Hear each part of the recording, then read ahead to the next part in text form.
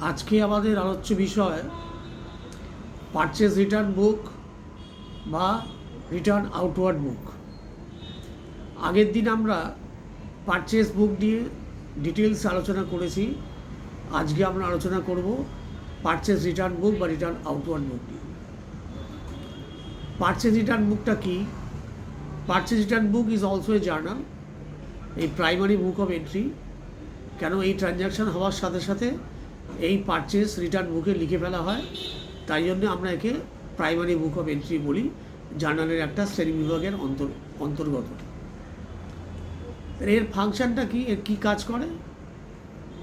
Purchase return বুক আমরা যেমন ক্রেডিটে মাল কিনলে, বাকিতে মাল কিনলে, মানে গুডস কিনলে পারচেজ বুকে লিখে রাখি, সেই মাল যদি আমরা আমার সাপ্লায়ারদের ফেরত দিই, যে কোনো কারণে, হয়তো কোনো ডিফেক্টস আছে বা যে মাল আমি চেয়েছি সে ধরনের মাল না, মালের পণ্যের গুণমানের ঠিক নেই, সেই সমস্ত কারণে আমরা আমার সাপ্লায়ারকে গুডস ফেরত দিতেই পারি।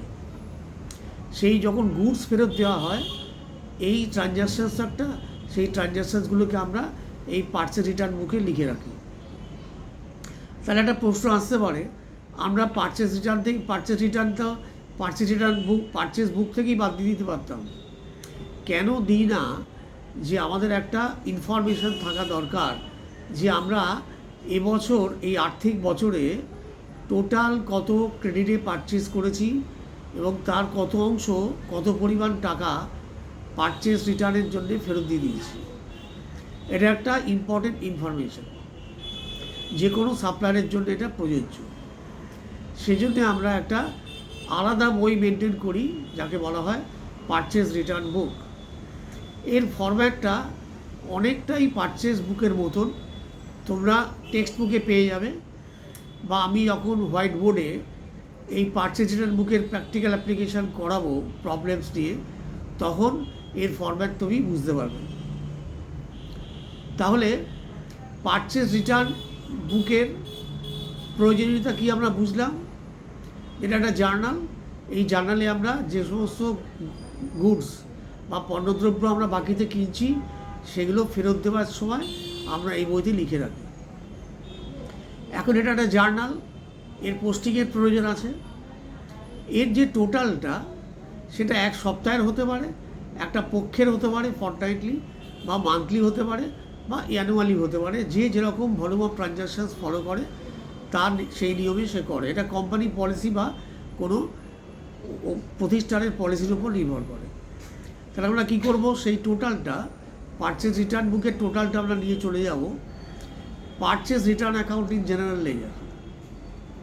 কারণ এন্ট্রিটা কী হচ্ছে, আমরা ক্রেডিটার্সকে মাল ফেরত দিচ্ছি, তাই জার্নাল এন্ট্রি করছি creditors account debit two purchase return. তাহলে পারচেজ রিটার্ন যে জেনারেল লেজারটা আছে, জেনারেল লেজারে তার ক্রেডিট দিকে আমরা লিখব বাই সানডি ক্রেডিটার্স বলে এত টাকা, টোটাল এত টাকা। আবার সানডি ক্রেডিটার্স অ্যাকাউন্টে গিয়ে আমরা লিখবো জেনারেল লেজারে, কেন যখন কিনেছিলাম তখন এন্ট্রি করেছিলাম purchase account debit to sundry creditors, এটা ঠিক রিভার্স এন্ট্রি করবো, ক্রেডিটার্সের ডেবিট দিকে গিয়ে লিখবো টু পারচেজ রিটার্ন। তাহলে ডাবলটি সিস্টেম অফ অ্যাকাউন্টিংয়ের যে basic feature, every transaction has got to aspects, one aspect is debit, another aspect is credit. সেটা আমরা এখানে এই সাইকেলটা আমরা এইভাবে কমপ্লিট করছি। পারচেজ রিটার্নের ক্রেডিটে লিখছি আর ক্রেডিটার্সের ডেবিটে লিখছি। এইবার যারা ক্রেডিটার্স মানে সাপ্লায়ার্স, তারা তো একজন না, তারা এ বি সি ডি অনেকজন, তাদের হিসেবটা কোথায় রাখবো? তাদের জন্য আমরা একটা ক্রেডিটার্স লেজার মেনটেন করি। ইন লেজারের ক্লাসিফিকেশান আমরা পড়েছি, লেজার তিন রকম, একটা জেনারেল লেজার, একটা ডেটার্স লেজার, একটা ক্রেডিটার্স লেজার। ক্রেডিটার্স লেজারের পাতায় ফোলিওতে প্রত্যেকটা সাপ্লায়ারের একটা করে নাম থাকে। যে সাপ্লায়ারের কাছ থেকে আমরা এটা কিনেছিলাম, সেই সাপ্লায়ারের ফোলিও খুলে আমরা তার ডেবিটে গিয়ে লিখব টু পারচেজ রিটার্ন। হয়তো 5,000 টাকার মাল কিনেছি, তাকে 1,000 টাকার মাল ফেরত দিলাম, তার মানে সে আমার কাছ থেকে 4,000 টাকা পাবে। তাহলে এটা হচ্ছে টোটাল প্রক্রিয়াটা, প্রসেসটা, কী করে আমরা পারচেজ রিটার্ন জার্নাল থেকে জেনারেল লেজারে পোস্টিং করব এবং ক্রেডিটার্স লেজারে পোস্টিং করব। বোঝা গেল? আমার ভিডিও ভালো লাগলে শেয়ার করতে ভুলো না। আর যদি তোমরা সাবস্ক্রাইব ইতিমধ্যে করে না থাকে তাহলে সাবস্ক্রাইব করো। Thank you, goodbye. আজকে এখানেই শেষ করছি। এর পরের দিন আমরা সেলস রিটার্ন বুক আলোচনা করব। Thank you, good bye.